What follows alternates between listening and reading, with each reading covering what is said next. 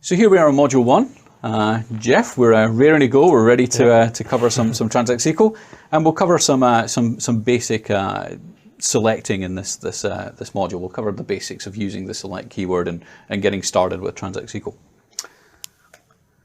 So here's what we're going to cover in the module. There's an introduction to Transact SQL itself. We'll talk a little bit about relational databases. This isn't a database design course. Jeff, I know you're dying to dive in there and talk about normalization and all that stuff. We'll really just give you enough information to understand the context within which we'll use Transact SQL. If you do want to learn more about creating databases and designing databases, there's lots of other courses that you can take a look at that will cover that. So we'll look at that. We'll look at some details of how we relate to objects in the database, and then we'll dive into actually using Transact SQL itself and get ourselves started. So by the end of this module, we'll have written our first Transact SQL queries. So let's start with a little bit about what actually Transact SQL is. And the SQL part of it, or the SQL, stands for Structured Query Language. And it was developed by IBM in the 1970s as a way of interrogating databases, which is where we're storing information that applications use typically. So it has been since adopted as a standard. The American National Standards Institute and the International Standards Organization have adopted it.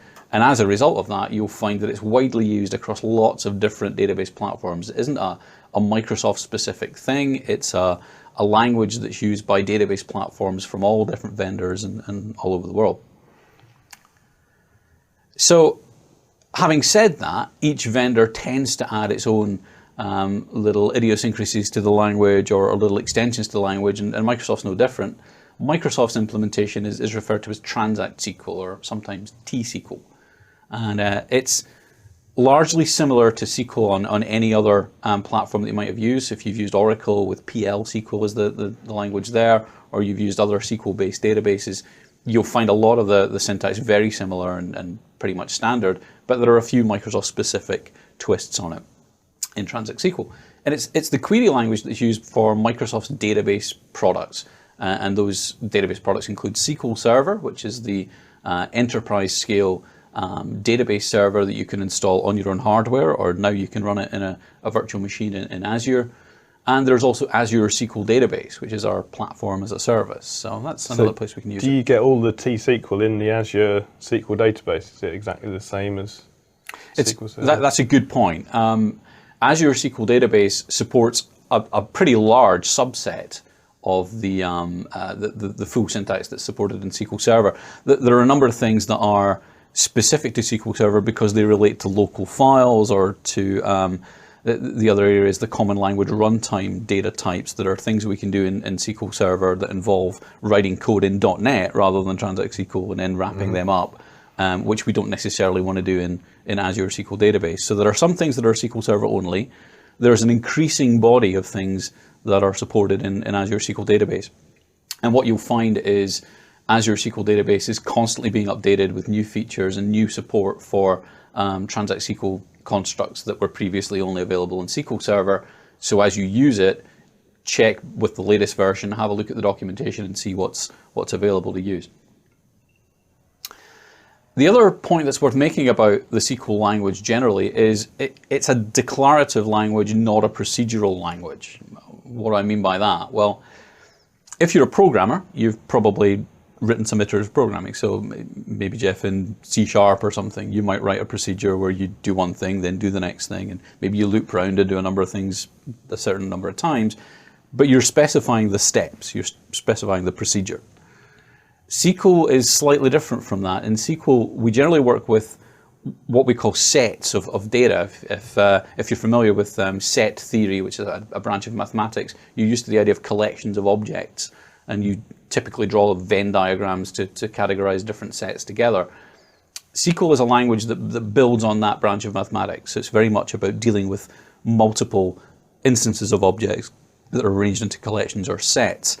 And what you typically do, the best piece of advice I can give you when you're working with SQL is describe what it is you want. When you're writing a query that brings data from the tables, you're going to use the language to express what the result that you want to get. Don't express how you want to get that result or what the steps are.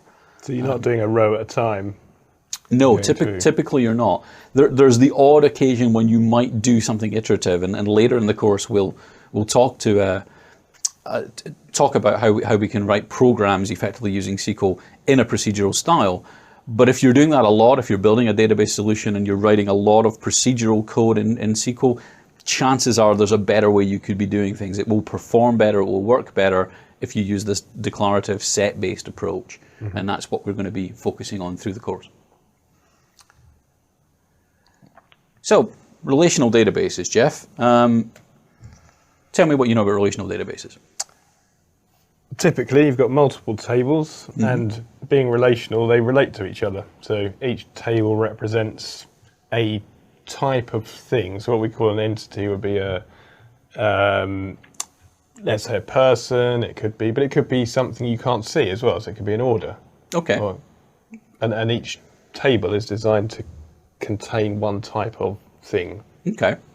And we tend to talk about these entities in the kind of classical academic world. They're referred to as relations. Day to day, we call them tables. So if you see somebody talking about relations, we're talking about tables.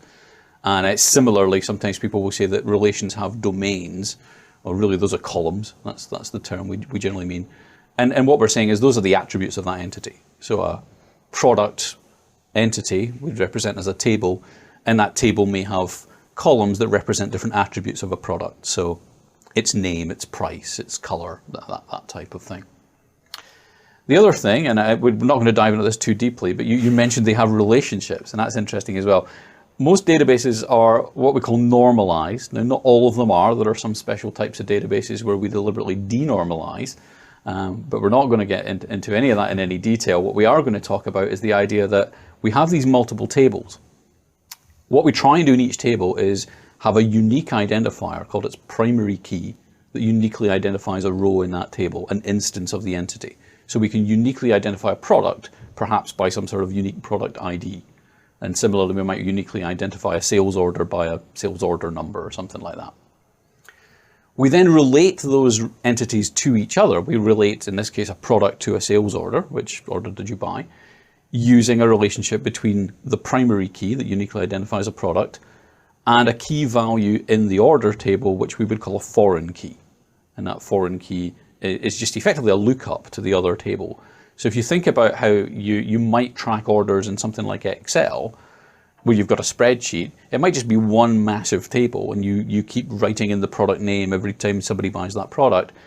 The point of a relational database is to not have that duplication. So we have one product table, one order table, and we'll look up the product key to get the details of the product. Does that make sense? I think that's probably enough in terms of understanding normalization for what our purpose is. The only thing I'd say is that if people are coming entirely new to databases, that it's really important to look into database design as another topic.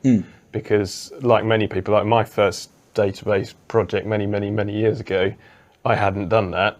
And then down the line, you've caused yourself a lot of work. Yeah, absolutely. Understanding the principles on which it's based is really important. For the purposes of learning Transact SQL, the key thing to understand is the data might be spread across multiple tables, and you might have to somehow create relationships, figure out how to do those lookups between the tables. And we'll cover all of that as we look at the syntax. So getting more specific about the way that we work with things in SQL Server and Azure SQL Database, we have this notion of something called schemas, and we have objects. Now, the objects we'll deal with mostly are tables. There are other types of objects. There's views and stored procedures and various things that we'll meet as we travel through this. But most of the time we're talking about tables. And those tables are arranged into schemas. So the schemas are a namespace for the tables. They're a way of having some sort of extended name that helps us identify that table. And actually, the fully qualified name of an object in a database is the server name, followed by the database name, because a server could have multiple databases, followed by the schema name, because a database could have multiple schemas, followed by the individual object name. So that's how we uniquely identify someone. So have you got to type all of that in every time you refer to a table? You can do. It's certainly with SQL Server you can. With Azure SQL Database, there's really no point, because in Azure you can only work in one database at a time. You can't traverse different databases. So you generally don't use that full syntax. What you actually do within the context of working in a database, you usually just take it down to the schema name and the object name. Now you can omit the schema name. It's an optional part of the syntax. You can just directly refer to an individual table, but that can cause some problems because tables can be ambiguously named. So if we have a look at an example here, I've got two schemas. I've got the sales schema and the production schema. And in the sales schema, I have a table called order. So its name is sales.order because that's the schema. And I have a table called customer, sales.customer. And then in the production table, I have a production.product, but I also have production.order. Now, that's going to be confusing because I've got two tables called order, and if I didn't specify the schema, then it's ambiguous which table I'm going to connect to. And SQL Server and Azure Database use various techniques to figure out which one should be the default one that it goes to. But generally, the general rule is be explicit, specify the schema and the object, and that way you'll be pretty clear about what object you want to access. So we've talked a little bit about the design of the database and the multiple tables and the way that they relate. We've talked a little bit about schemas and how we use the schema to uniquely identify the table we want to access. There are a number of different elements or statement types within the SQL language, and Jeff, I'm sure you're familiar with most of these across the board. We're focusing on what we call DML, data manipulation language, in this course. And that's the part of the language that's used for querying databases, so getting information out of tables or updating data that's in tables or deleting data, that type of thing.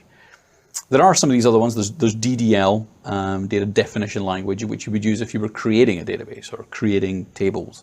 You would use create and alter and drop to do these types of operations. And then there's another kind of branch of the language that you can think of as DCL, data control language, where you're setting permissions, you're securing the objects by assigning which users can access which objects.